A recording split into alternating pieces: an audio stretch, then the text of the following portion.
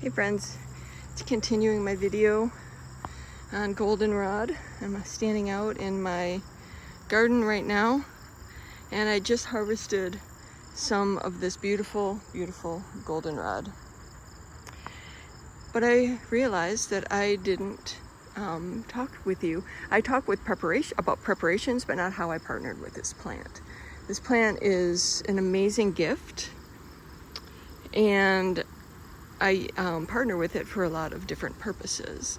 So when I'm drying this at this point right here before it flowers for tea, I like it for respiratory conditions.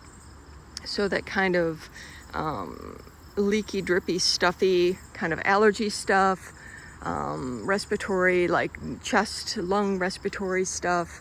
I use it in my lung soother tea.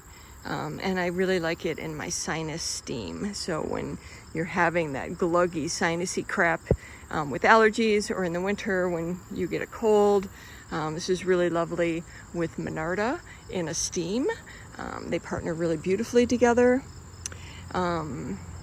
And it really helps with the sinuses, it helps with the sore throat from postnasal drip, and it helps with upper respiratory congestion. Just kind of helps clear all of that out.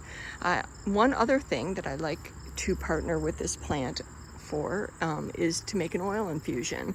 And I usually wait until it flowers to make the oil infusion, just so that there's a little higher essential oil content happening. But it's a wonderful replacement for arnica. And not a lot of people know that. It has a lot of the same constituents as arnica, so it makes it a really great anti-inflammatory for sore muscles and achy joints. And so it's one of the main ingredients in my sore muscle salve.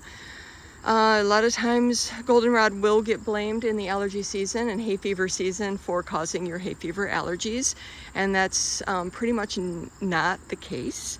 She's very showy, she's very beautiful with her bright yellow flowers along the roadsides, but at the same time ragweed is blooming, both giant ragweed, Artemisia tridenta. Am I saying that right? I don't know if I'm getting the Latin right. My apologies. Giant ragweed and regular common ragweed. And their flowers are not showy, and their pollen is voluminous and it is airborne. Goldenrod's pollen is not airborne.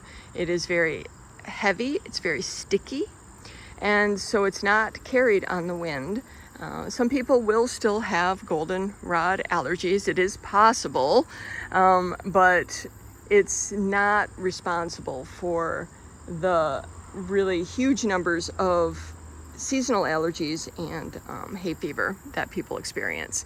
But she is the antidote, because nature likes to put the antidote right next to the culprit. So that's why we see jewelweed growing next to poison ivy.